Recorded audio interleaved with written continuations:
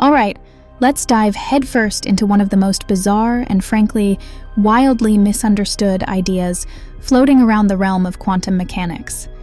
Quantum immortality. You've probably seen this pop up in sci-fi shows, conspiracy forums, or maybe even philosophical YouTube debates. But here's the deal. Quantum immortality isn't science. It's pseudo-science dressed up in the shiny coat of quantum jargon. Got your attention? Good. Let's break it all down. Now, you've probably heard of the Schrödinger's cat thought experiment, right? It's that famous hypothetical where a cat is alive and dead at the same time inside a sealed box, depending on a quantum event. That's quantum superposition in a nutshell. So, quantum immortality is this idea that if you, as an observer, are in a life-threatening situation, quantum mechanics somehow guarantees that you only experience the reality where you survive. You might die in other parallel universes, sure, but as far as you're concerned, you'll always keep on truckin'. Sounds pretty wild, doesn't it? And yeah, it's as speculative as it sounds.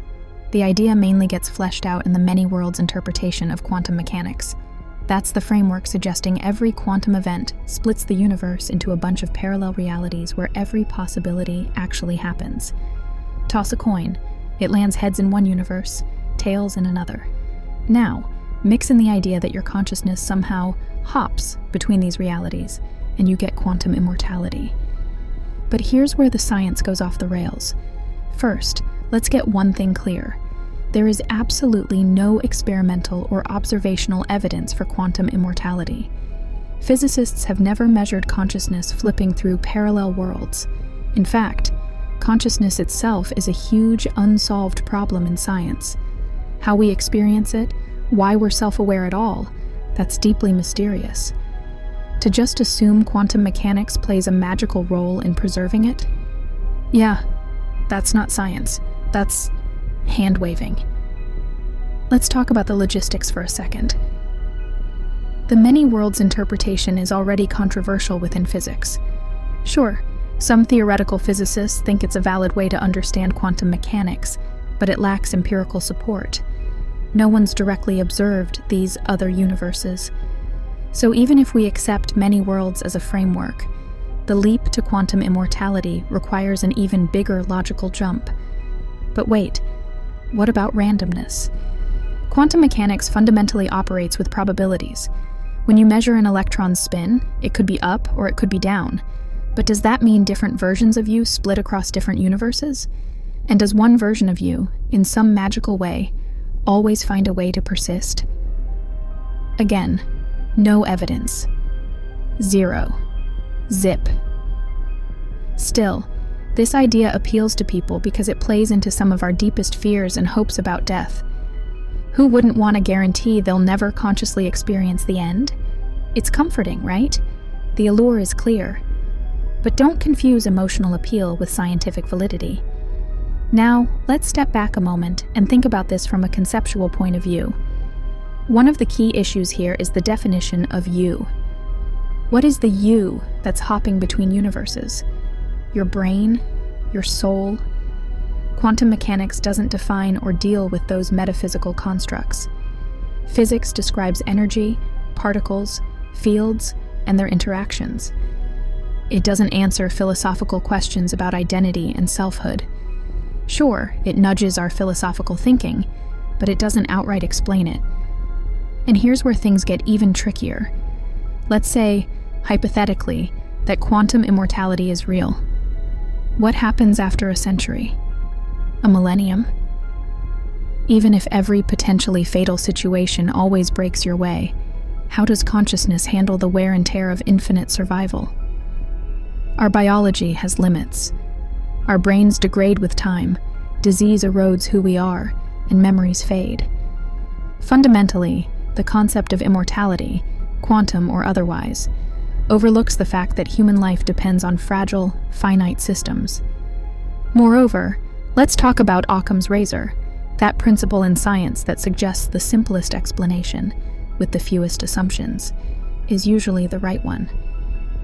To believe in quantum immortality, you have to accept the whole many worlds theory, then assume consciousness behaves in bizarre, untestable ways, And finally, rely on speculative ideas about the nature of existence.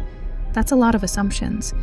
Alternatively, you could simply acknowledge we're mortal beings subject to the laws of physics, including the ultimate law of entropy.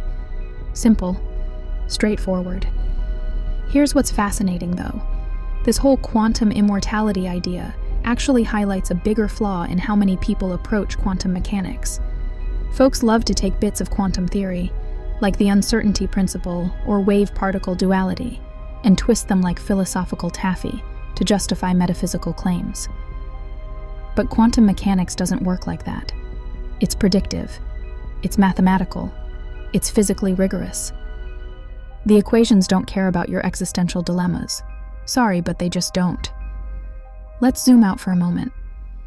Physics sometimes intersects with philosophy or metaphysical speculation, but that's not its job. Its job is to explain and predict the natural world in ways that are verifiable and testable. And quantum immortality? It doesn't make the cut. It's one of those ethereal ideas that sit on the border of science and science fiction. It's fun to think about, sure, but without evidence, it's just another imaginary narrative. So, where does all this leave us? Should we dismiss quantum mechanics as just another confusing theory? Definitely not. Quantum mechanics is one of the most verified and successful scientific frameworks ever developed. It explains everything from semiconductors to the radiation emitted by black holes, an incredible range of phenomena. But treating it as a cosmic get-out-of-jail-free card for mortality? Come on. You might be asking yourself now, should we be forever skeptical? My take? Be curious, not credulous. Dive into big questions. Challenge the limits of your understanding. But also, respect the bedrock principles of science: evidence, falsifiability, and rigorous testing. Science thrives when we keep searching for answers while staying anchored in what we actually know. Quantum immortality might make for a killer plot in some niche Netflix show or a heated Reddit thread, but in real life, it doesn't hold up. Not yet. And probably not ever. My advice? Embrace science for what it is: a tool to decode the mysteries of nature, not to craft unprovable myths about our existence. If you found this exploration thought-provoking, let me know in the comments. What's your take on this whole quantum immortality debate? Do you think there's validity in exploring these ideas, or is it all a waste of intellectual energy? Also, if you haven't already, make sure to like this video and subscribe to Hyperfocus. This channel is new, and your support helps us grow and tackle these deep, fascinating questions from a rigorous scientific lens.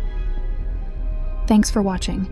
Stay hyper-focused, and next time someone tells you quantum mechanics grants you immortality, ask them for a citation, because science, my friends, doesn't deal in fairy tales.